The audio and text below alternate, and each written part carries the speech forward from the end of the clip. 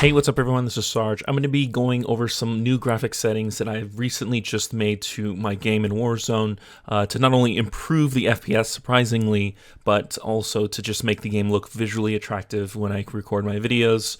And so we're just going to be spiking up some of the settings, and it won't actually hinder some of the performance, it actually makes some things better. This was a big surprise to me, but overall, the feel of the game, it feels smoother, it feels crisp. I don't get a lot of stuttering that I was usually getting prior to that. If you guys have been around my channel for quite some time, or if you're around the pro scene when it comes to running games, usually the strat is to basically turn everything off and everything down. And I understand that from a pro perspective because you want higher frames. Basically, better frames means you have better engagements. You can really spot your targets a lot easier and a lot faster and more efficient, especially when you're cutting those corners and doing your jump shots. Those really matter. Every frame matters in that aspect. But my GPU, I'm running a 1080 Ti, GTX 1080 Ti, which is a powerful card. And I haven't really been taking advantage of it, primarily because I'm still stuck in the past of wanting to just run everything with better frames, turning everything down or everything off. But I recently just made some adjustments to that, and I'm not really into the pro scene at all. I just like playing competitively, but I wanted to keep the visual aspect of the game still intact and just make things overall not only look better, but feel better. And so what we're doing here is changing things around just a little bit. And basically, you can see my settings here. I turned NVIDIA highlights disabled. I've had that there for a while. Don't really need to run that. I don't even know if it works. But the reflex low latency, I've changed or used enable to boost. This was one of the new features that they've introduced with the GTX cards as well as RTX. Then we have display gamma at 2.2 sRGB, and this is where the big changes come in. I basically have usually run all of this stuff low, but now I'm changing them up to high. One of the things that I wasn't aware of is if you keep I believe the particle quality, if you keep this high, it actually improves the FPS.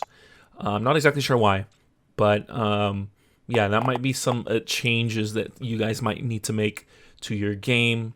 As far as the rest of these settings, I think it just might depend on your graphics card, on what you have. So I wouldn't recommend you guys running this, but give it a try, see how it feels, see how it looks, and if you like it, you can try that as well. So yeah, everything is high here. I have bullet impacts enabled, tessellation all, on-demand texture streaming enabled, and then all of this stuff is pretty much I've kept at default. Streaming quality, basically normal. I think most people run that. Shadow map resolution is on normal. Catch spot shadows enabled. I've had this disabled. Catch sun shadows enabled. Particle lighting at normal. I've had this at low before. DirectX ray tracing disabled. This is something I've already had before disabled. This stuff is default, meaning I've always had them off. So that's something normal. Anti-aliasing I've off. That's a big one. Depth of field disabled. That's normal. 0 disabled, and fill grain on 0. So everything here is standard. Basically, you want all this stuff off, but everything up above that, I've either made normal or turned on or made high, and just made the game look overall appealing, and it actually feels smoother, surprisingly. I think I've gained like 15 frames just by running this alone. Some of my gameplay footage, if you've seen before, I will drop below 60, which I shouldn't be doing because I'm running a really good graphics card. But yeah, making these adjustments, it has greatly improved my overall feel of the game. And so yeah, give it a shot if you haven't, and you can kind of adjust some of those settings if you need to figure out what works for you. Big shout out to Manakuski, who gave me all of this information on how to set these settings up to take advantage of my graphics card and not really take a hit to my overall frames in the game. There were also some settings that I made to my Windows settings to maximize on that as well, most of which was making sure I'm having a lot of the extra programs that run on Windows turned off, as well as DSR factors that are built into NVIDIA settings off as well. Overall, a big help and very much appreciated. In today's game, we're going to be popping off with the M13 and the Kar 98. Haven't used these weapons in quite some time, or at least this season I haven't touched them. Kar 98, you guys know, is a meta weapon right now, one of the best snipers in the game when it comes to aggressive sniping. So picking this one up and just popping off with it felt natural. The M13 surprisingly is an absolute shredding machine, and kind of went under the radar for me. I know that it's been a great weapon for quite some time, and there's a lot of people who've been talking about it for a while, but I think the Kilo has kind of overshadowed that from last season. Nobody was really running the M13. There's very few people running it, but most people were running the Kilo. Since they've toned down the Kilo, this is actually a viable option for the meta. I didn't actually realize it. I think it's actually better than the Grau. Even though the Grau is great when it comes to bullet velocity alone, it still lacks the damage for those really up-close surprise, people who close the gap on you unexpectedly. You can't really do much with the Grau versus, I think, the M13 does. It actually feels great, has a high ROF, so that's pretty big. And then you have the full 60-round mag, just like with all the meta ARs. The VLK scope on it is really nice. This is pretty much my loadout here. Your standard go-to, Tempest Marksman Long Barrel, Mono Suppressor, Commando Foregrip, those are all just standard metas. The Kar 98, I'm running pretty much a lot of the stuff that has to do with ADS, Sniper Scope, Mono Suppressor just to keep us off the mini-map. That's pretty much your go-to for the Kar 98. So yeah, I'm going to be dropping a 37 bomb. This is just an absolutely beautiful combo. They complement each other really well. I even like the cosmetic look to it. So yeah, enjoy today's gameplay as I run with these new settings and the new setup that I have here for today's game. Dropping a 37 bomb, absolutely shredding people with this combo. Give it a go. I'll catch you guys in the next video. Take care.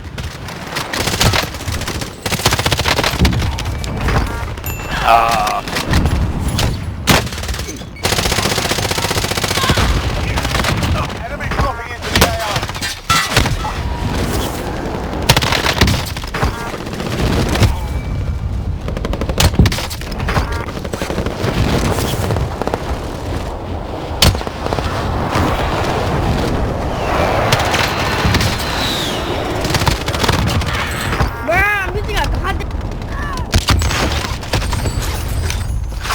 Enemy dropping into the AO.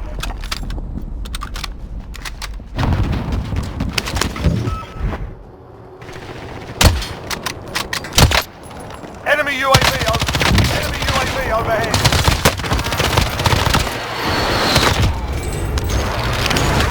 Hostile dropping into the area. Watch the skies.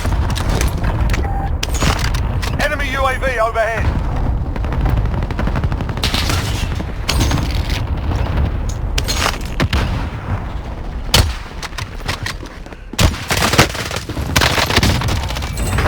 Hostile dropping into the area. Watch the skies.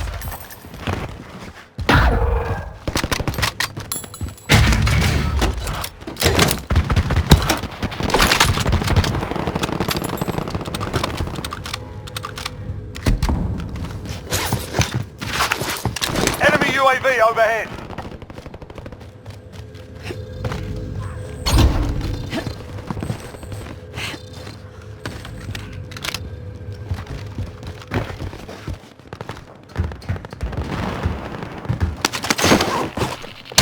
Enemy UAV overhead.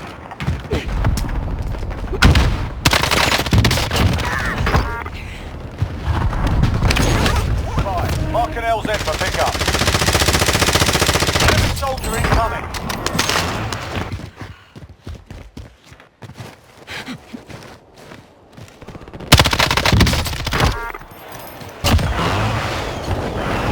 Enemy soldier incoming.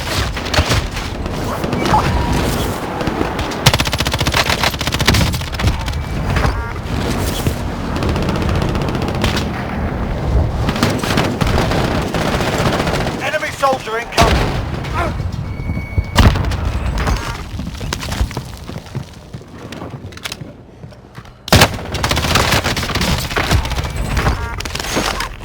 Enemy dropping into the AR. Enemy soldier incoming.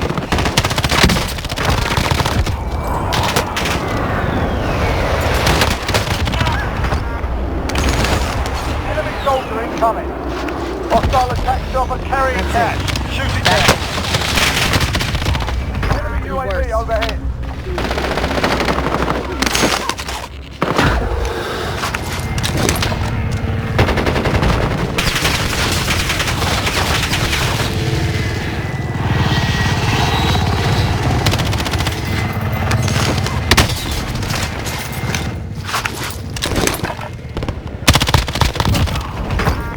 UAV overhead.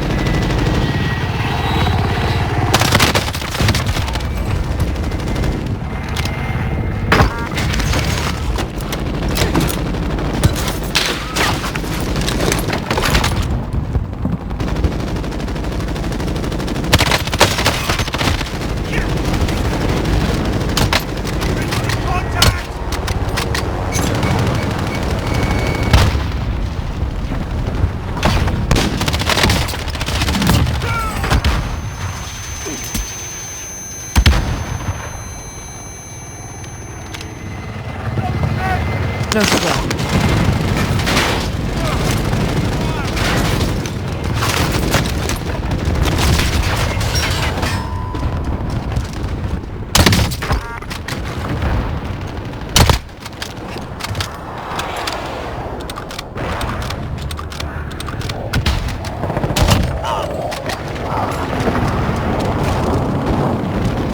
Enemy dropping into the AO.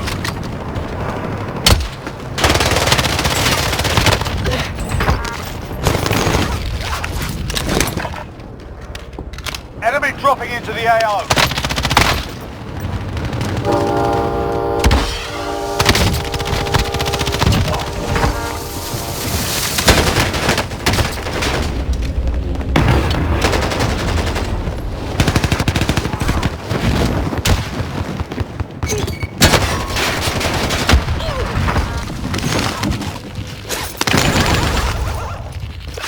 Enemy dropping into the AO.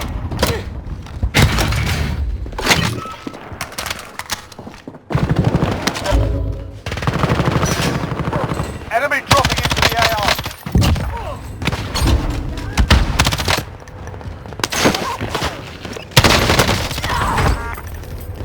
Enemy dropping into the AO.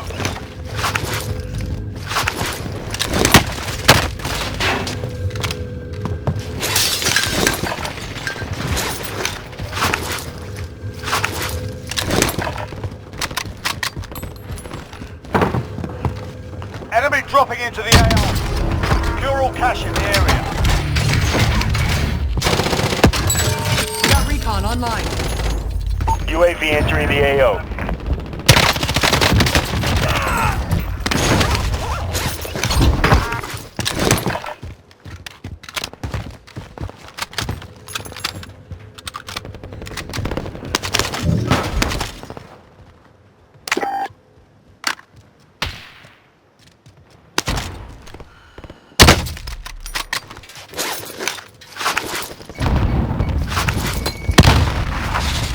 Enemy dropping into the AO.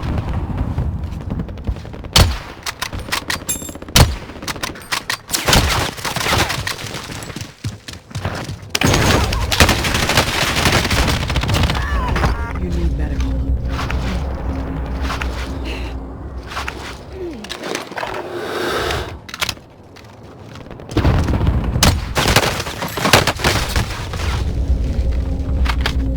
Be advised, UAV is bingo fuel.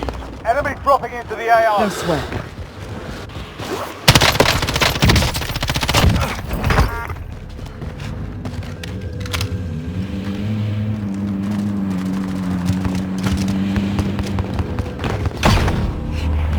Enemy dropping into the AO.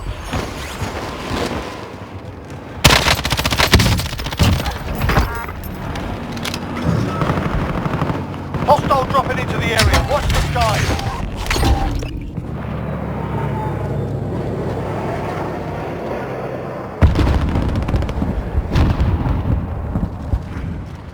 Enemy UAV overhead.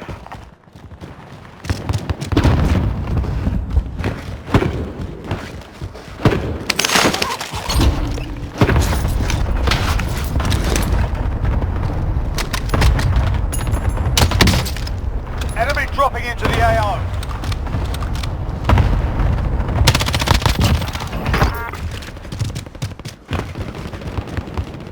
Enemy soldier incoming.